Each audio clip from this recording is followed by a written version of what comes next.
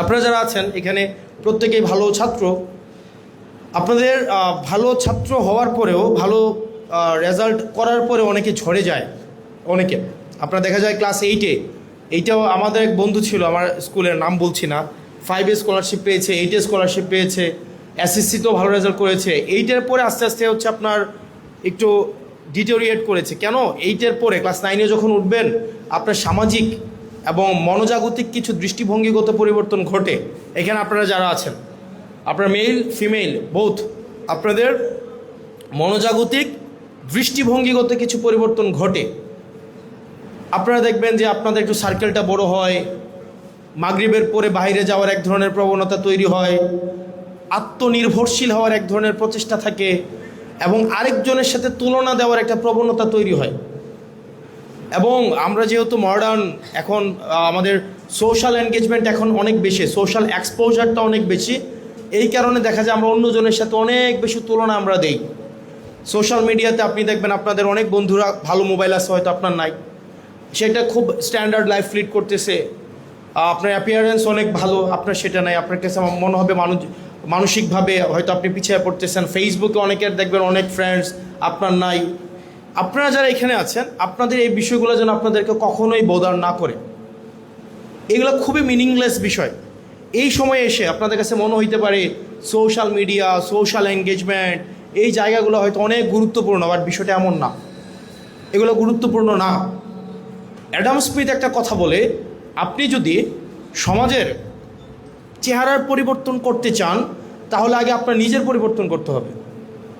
আপনি সমাজের সরাসরি পরিবর্তন করলে সমাজের যতটা না পরিবর্তন করতে পারবেন তার চেয়ে বেশি পরিবর্তন করতে পারবেন যদি আপনি আপনার নিজের পরিবর্তন করেন। আমি মনে বুঝাইতে পারিনি। ধরেন আপনি যদি স্কলারশিপ না পাইতেন, স্কলারশিপ যে পাইছে তার কথাটা জুনিয়ররা যতটা শুনে, স্কলারশিপ যে পাইছে তার কথাটা তার চেয়ে বেশি মানুষ শুনে না?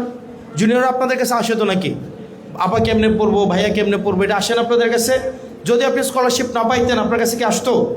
তাহলে দেখেন আপনি প্রভাবটা, এই যে আপনি স্কলারশিপটা পাইছেন, এটা পাওয়ার জন্য কি আপনাকে অনেক রাতের পর রাত পড়তে হয় নাই, অনেক কিছু স্যাক্রিফাইস করতে হয় নাই, হয়েছে কি না?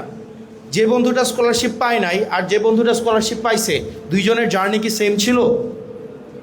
সেম ছিল? সেম ছিল না। আমাদের সমাজে এক ধরনের প্রবণতা তৈরি হয়েছে, ভালো রেজাল্ট করা মনে হয় অনেক খারাপ, মানে তাকে একটু ট্রোল করা, তাকে একটু করা, এপ্রিসিয়েশন এখন আর করা হয় না। যে স্কলারশিপ পাইছে তাকে অনেক কিছু স্যাক্রিফাইস করতে হয়েছে, হয় নাই? হয়েছে তো? আপনাদের কি স্যাক্রিফাইস করতে হয়েছে কি না? তো সেই জায়গা থেকে আপনারা এই যে প্রচেষ্টাটা, এটা অব্যাহত রাখবেন। এই প্রচেষ্টা যেন অব্যাহত থাকে, এবং মাঝে মাঝে আপনারা যারা ভালো ছাত্র, আপনাদের মাঝে মাঝে অনেক বেশি আপনারা অনেক সঙ্গীহীন এবং বন্ধুহীন থাকেন। আপনাদেরকে অনেকে আতেল বলে সম্বোধন করে, আপনাদেরকে বিভিন্ন ট্রোল করার চেষ্টা করা হয়। এই জিনিসগুলো কাজে একবারে কান দিবেন না, একবারে কান দিবেন না। আপনার যেই পড়াশোনা, আপনি পড়াশোনা যদি আপনার কাছে করতে ভালো লাগে, আপনি এটা অব্যাহত রাখবেন। আপনার সামনে এসএসসি রেজাল্ট আছে, এইচএসসি রেজাল্ট আছে, সেগুলোতে আপনি ফোকাস করবেন। সবাইকে গান গাইতে হবে না, সবাইকে ক্রিয়েটিভ ওয়ার্ক করতে হবে না। আমাদের একটা অনেক বড় একটা উল্লেখযোগ্য মানুষ লাগবে যারা পড়াশোনা এতে ভালো করে। আমি সবাইকে যদি গান গাওয়াই, সবাইকে যদি আমি ক্রিয়েটিভ অ্যাক্টিভিটিতে ইনভলভ করাই ফেলি, তাহলে পড়াশোনা করবে কারা? তো আপনারা যারা স্কলারশিপ পাইছেন, এটা অনেক বড় কিছু। আপনারা এটা বুঝায় যে আপনারা কনসিস্টেন্টলি পড়াশোনার সাথে ছিলেন। তো আপনারা এটা অব্যাহত রাখবেন। এবং একটা টার্ম আছে বর্তমান ওয়ার্ল্ডে, সেটাকে বলা হয় ডি নেটওয়ার্কিং। কি বলা হয়? কি বলা হয়? D networking. আপনাকে সবাই কিন্তু এখন বলে নেটওয়ার্কিং, নেটওয়ার্কিং, নেটওয়ার্ক করো, নেটওয়ার্ক করো। আপনার সোশ্যাল নেটওয়ার্ক যত বেশি, আপনি তত বেশি এম্পাওয়ার্ড। এখন বলে না যে নেটওয়ার্ক করো, যত বেশি মানুষ চিনে, যত বেশি মানুষ চিনে, এটার কিছু নেগেটিভ বিষয় আছে। এখন মানুষ অনেক বেশি নেটওয়ার্কিং করে, এখন দেখলে আলটিমেটলি এগুলো ইউজলেস। সবার জন্য নেটওয়ার্কিং দরকার নাই। ডি নেটওয়ার্কিং মানে হচ্ছে ইউজলেস নেটওয়ার্কিংকে রিডিউস করা। আপনার অনেক বন্ধুর দরকার নাই, আপনার অনেক নেটওয়ার্কিং দরকার নাই, সোশ্যাল মিডিয়াতে অনেক বেশি এনগেজমেন্ট দরকার নাই। যেটা শুধুমাত্র আপনার যতটুকু বেসিক ততটুকু হইলেই এনাফ। ডি নেটওয়ার্কিংটা এখন বর্তমানে খুব বেশি গুরুত্বপূর্ণ।